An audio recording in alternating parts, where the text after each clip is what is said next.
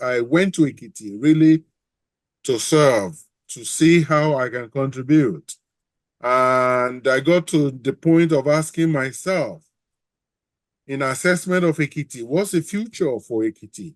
Okay, we're a landlocked state, we're a civil service state, no industry in Ekiti, and resources are very limited for the development of Ekiti. So I started asking myself, what is the future of Ekiti? So at that time, I started to think, and one of the assets that Ekiti has, which no past government till date have actually mobilized and deployed, okay, is the intellectual asset of Ekiti, okay?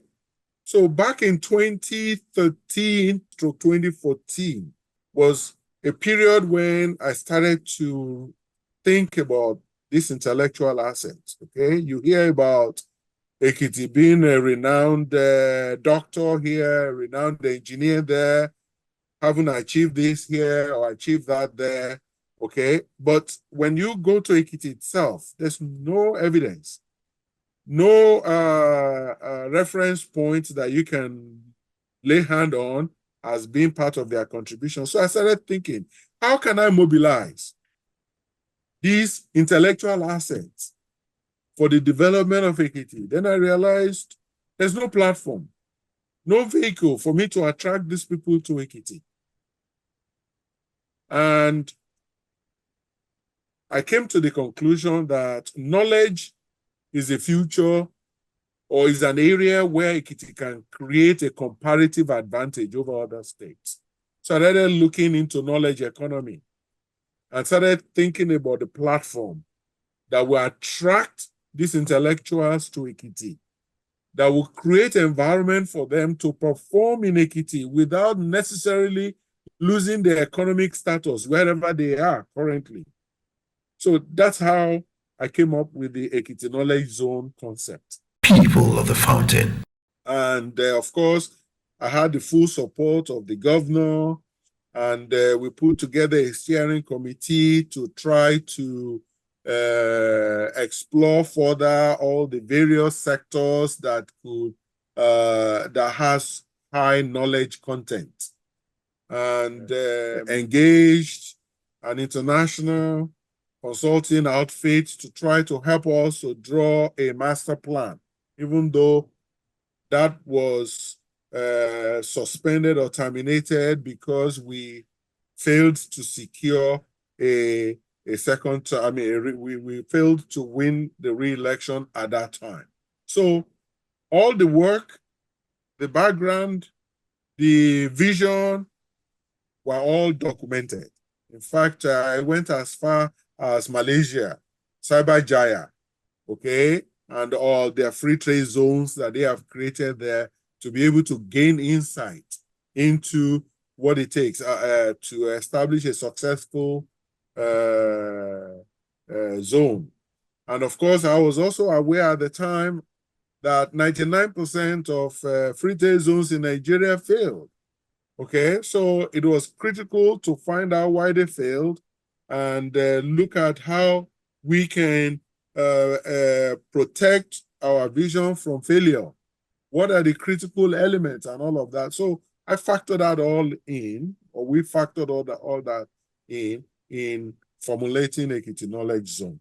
Okay, so I gave it the name, I conceived the vision by God's grace and mobilized people to be part of the steering committee. And unfortunately, we could not take it up immediately following 2014. And of course, the government that succeeded us never really looked at the issues until JKF came back second term, and it became a top priority for JKF. Yes, so the envisioning of a knowledge zone, the identification of critical factors for the success of the knowledge zone, even the community engagement, I had to spearhead it interfacing with the Ewi of Ado, Onijon of Ijon, the former Onijon of Ijon, the Arinjale of Ise. Okay, because the site that we identified for the knowledge zone was dictated by the proximity of the airport.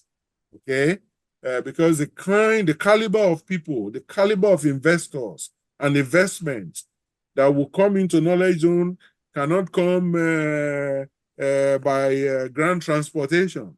Okay, so it was critical that the knowledge zone was sited close to the airport, and that was what informed the interfacing with those traditional rulers to get their support. So based on that, we were able to secure that location in Ijon, is Ado axis there, close to the airport. So yes, I don't know if I can take credit for it, because really this is as a result of me seeking for divine understanding and solution for the economic viability of Ekiti, knowing that we are not an oil-producing state, we are landlocked, and therefore the knowledge asset that we are recognized for, how can we utilize it for the development of Ekiti? And then knowing that the money to develop Ekiti, the resources to develop Ekiti are not resident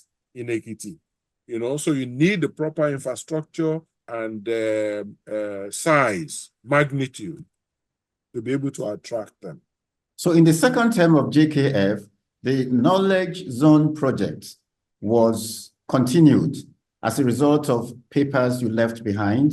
Yes, correct. That's and as I alluded to earlier on, there were informal consultation with me, but at the governor level, not at the level of people who were involved. And one of the things they did in JKF2 was to sell the concept to African Development Bank, which eventually resulted in the grant of $83 million.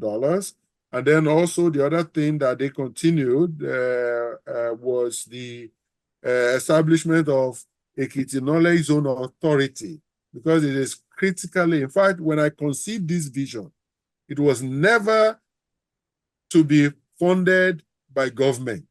It was to be a government-led but private sector-driven project, okay? And therefore, it is important to insulate it from the bureaucracies of government for sustainability, to insulate it from policy somersaults, you know, and all of that, because it's a long-term project. And the inspiration came from Dubai. You know, I was in Dubai overseeing Middle East, Africa, and South Asia, and so I saw the development firsthand in Dubai, and I know I have insights to the secret of Dubai's development using these so-called special economic zones, which is what informed the Ekiti Knowledge Zone. So I realized that for this zone to succeed, it cannot be submerged into politics. It has to be removed, okay, from politics. Plus, the money, the quantum of money or resources you need to develop it is not within the realm of Ekiti. Okay, therefore, it must be well conceived. It must meet international standards, because these are the people you want to draw into Ekiti. Okay. Therefore, I had already mapped out all these things. So in second term, they came up with this. I mean, they moved ahead with the Ekiti Knowledge Zone Authority. I don't know if that authority has been inaugurated or who is now managing the $83 million grant and stuffs like that.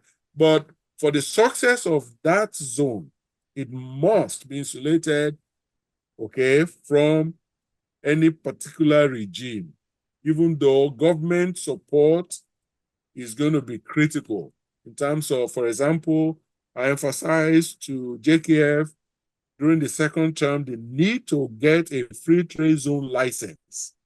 Without that license, that place cannot succeed. And that license is what is going to grant that zone the authority, okay, to establish standards that will meet global practices, best practices, to be able to attract foreign investors, to be able to attract expatriates without the restrictions of expatriate quotas, and then transactions in that zone, importations, exportations will be insulated from custom duties and no income taxes in that zone.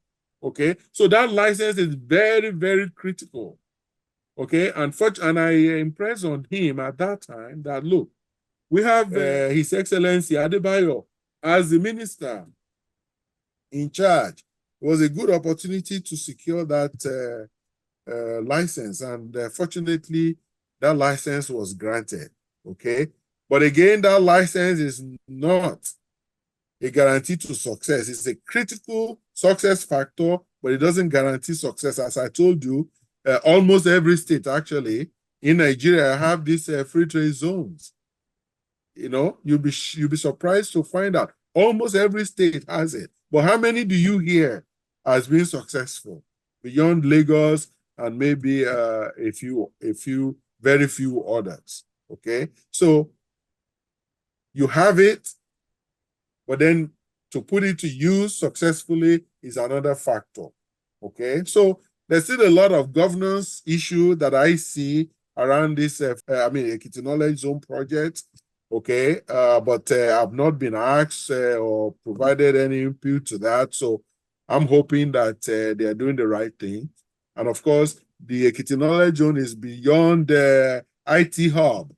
Okay, some people are only seeing it like an IT hub. It's way beyond that. Okay, the zone is meant to attract all sectors with high knowledge content. Okay, healthcare, financial services, even legal sector.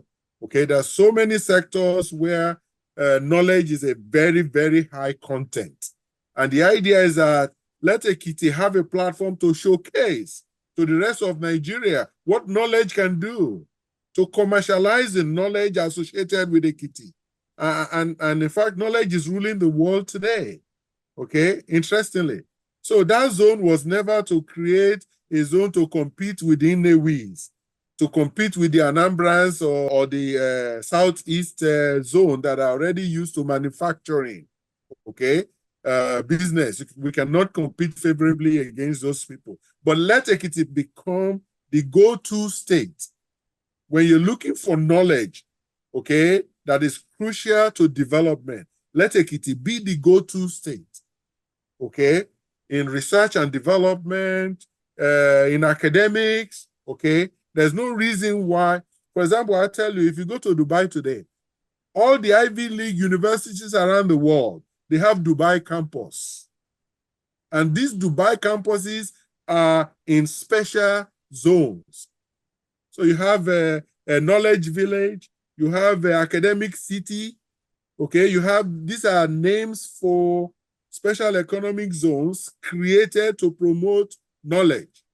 You have media city, you know, they started from 3 of such zones. Now you have well over 100 of special economic zones scattered around Dubai. Okay, so Ekiti Knowledge Zone is to promote knowledge, not manufacturing. Okay, knowledge, brain power. Okay, so when you're talking about, for example, performing rail operations in Nigeria, you should have an institution in that zone, okay, that has global standards. When you talk of even manpower for the medical sector, okay, highly qualified, operating sophisticated medical machines, okay, and stuff like that, you should be able to find them in that zone. So the vision is larger than an IT hub, okay, even though ICT is a critical knowledge area that should also be in that zone, you know. But anyways, so I'm not trying to take credit, but I'm actually also expressing vision that I had for Ekiti, that I appreciate the fact that JKF2 picked it up, and Oyebanji is still running with it. Okay, but I hope they will do it well and realize what we conceived, you know. And I'm yet to see specific steps being taken to confirm or otherwise that they are on the right path with it. You spoke about the airport in Ekiti State being a consequence of the concept of the knowledge zone. Yes, you see, many people don't understand, okay? Being a landlocked state, Ekiti is somewhat disadvantaged, and our topography, mountains, hills, everywhere, okay, makes even land transportation a challenge. Okay, the speed with which you can erect an airport versus have a super highway in Ekiti. Okay, it's so much faster to have an airport in Ekiti. Plus, the mega size of the economic agenda for Ekiti is going to should attract high-profile investors into Ekiti, that bringing them by road, even from Akure, is not viable, okay? And then also a critical infrastructure to the development of the state to allow it to be controlled by another political jurisdiction, because there are those who will argue that, oh, but there's an airport in Akure. Yes, there's an airport in Akure, but imagine relying on Akure Airport, okay, to support critical development agenda of Ekiti. And the relationship between Ekiti and Ondo goes sour. Okay, you become vulnerable. Okay, for example, look at the road connecting Akure to Ado. Look at how many years they've been working on making that happen. Okay, and they're still working on it as far as I know. It was therefore critical that we have control of the airport. Plus, it is also a means by which we can guarantee the safety of our guests.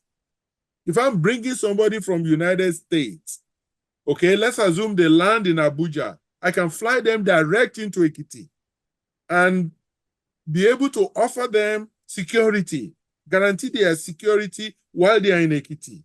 But if they have to come by road, passing through jurisdictions that are not under my control, okay, if anything happens to them when they are in Ogun State, I will need the help of the Ogun governor to intercede, or in Oyo State, or in Osun, or in Ondo State before they get to Ekiti, if they are coming from Lagos. Ditto if they are coming from Abuja.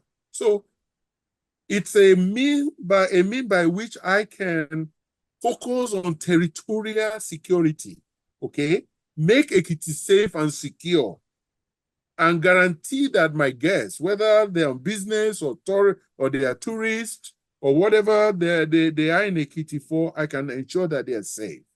So that airport becomes a key infrastructure to make all these things happen. Plus, Akure Airport is based on old technology. You cannot, even as we speak now, a plane cannot land in Akure in poor visibility.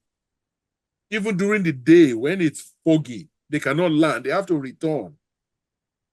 Not to talk of at night. So, an Ekiti Airport is an opportunity to install modern technology for flight control and operations. Okay, so all these things put together led to the revival of the airport project, okay, to support the economic agenda of Ekiti. So many people who criticize the airport is because they're looking at where Ekiti is or where Ekiti is coming from. But when you look to the future of Ekiti, when then you begin to see that there's no way that future of Ekiti can be achieved if you don't have such infrastructure within your territory. Okay, so, but having an airport there is not the panacea, it's not the solution to everything. It has to be well managed, it has to be well conceived. Okay, and as it is right now, I'm not convinced, okay, that we saw, I mean, the people who eventually got the Ekiti airport to progress beyond where we left it in JKF1. If they actually realize this economic vision, that airport is part of an integrated economic agenda, okay, which requires a lot of forethought, okay? When we conceived it, it was to be a passenger airport, but fortunately, they got a cargo airport, international cargo airport approved, which is a good thing because that means it can also be operated for passenger flights, okay? Okay, but you have an airport, is it after that you start thinking about what cargo you're going to use it for? Okay, so if you see it as part of an integrated economic agenda, you'll be planning ahead. You know, so when I told you earlier that there's still a lot to be done, indeed, a lot to be done in Ekiti, you know, but at least I thank God that, you know, they're moving it one way or the other, they're moving things forward. How well they're moving it forward is yet to be seen. There was a report that President Goodluck Jonathan approved an airport and indeed even provided a budget for it before he left office to assist in the establishment of Afe Babalola University. And that when JKF took over after Oni was removed, he said the airport was not a priority for Ekiti State. What do you say to that? Well, you know, that would all be before my time. And therefore, I may not be able to give you any authoritative response. But I can tell you that when I got involved, there were evidences that a lot of prior work has been done. Okay, even the technical assessment have been done. The location have been identified and all of that. And I also saw reports of a committee led by Afe Babalola on the project. Okay, but by the time I stepped in, the project was far in deep cooler. Okay, and I suspect that part of the issue was that it was seen only relative to the interests of Afe Babalola. Okay, the bigger picture that I painted to you, the economic relevance of the airport, the security relevance of the airport were probably not identified at the time. Okay, so it was probably seen only as an infrastructure to serve Afe Babalola University, and therefore, anybody looking at it within that context will conclude that it's not priority. In fact, even as we speak now, there are still those who do not consider it priority. But as I said, you will only see it as priority when you envision the future of Ekiti, not when you are looking at the past or current situation, okay? So what you described may have happened. Of course, I did not see any evidence that actual funds were committed, okay, or were pending in reserve when I got involved. It is possible that some of the funds have been expended because all those technical assessments would have cost money, but I do not blame those who halted the project because they did not see the economic relevance at the time. Okay, because it's not a trivial project, so you need to get it properly contextualized. And therefore, when JKF accepted to resume the airport project, when he saw the bigger picture, when he saw the economic relevance, I think that is also in good order. Do you think the airport should have been commissioned as at the time it was commissioned before JKF left office? Even though years after that, almost 2 years after that, it remains non-functional. Well, that's for the jury to decide. I mean, look, you know that it's the stock in trade, okay, of politicians to want to take credit for what they have started. So it was in his vested interest to at least commission something as part of a list of his achievements, okay? And therefore, I can understand the political motivation behind that, but the airport was not, I mean, still not functional. And in fact, my fear is that it's probably, in fact, I don't know how much is going on there now, even though I think I overheard that there may be some activities going on there as we speak. Okay, but basically, this is part of discontinuities that I was referring to when I said some of these projects have to be insulated from government. Okay, I go back to the example of Dubai.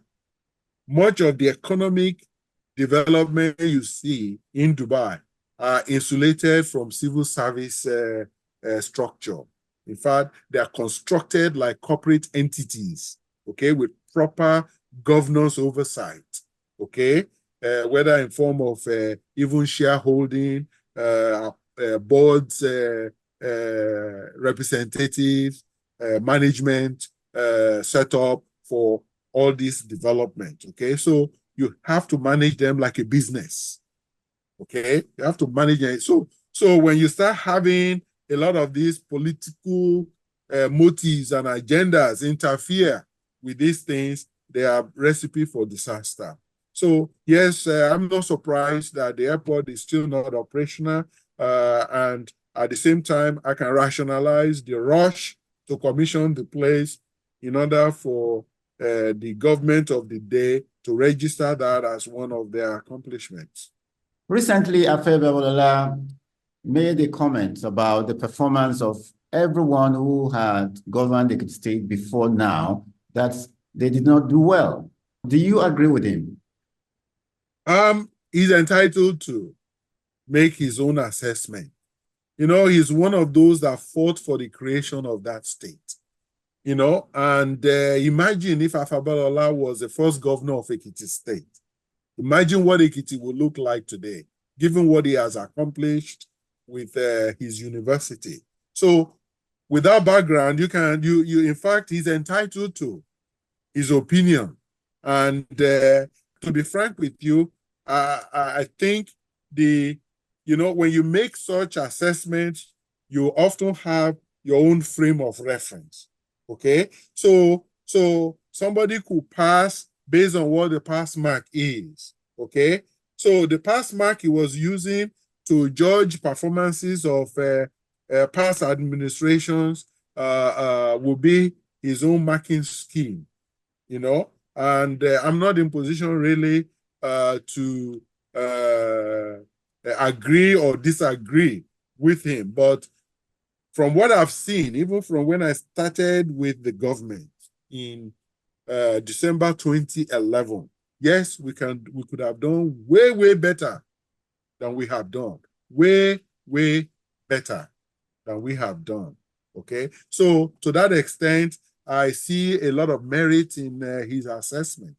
Do you think JKF was justified in his response to Afe Babalola? That's a difficult question because, first of all, our culture does not make room for the manner or the language of his response. Okay, so from that perspective, I think he could have done better.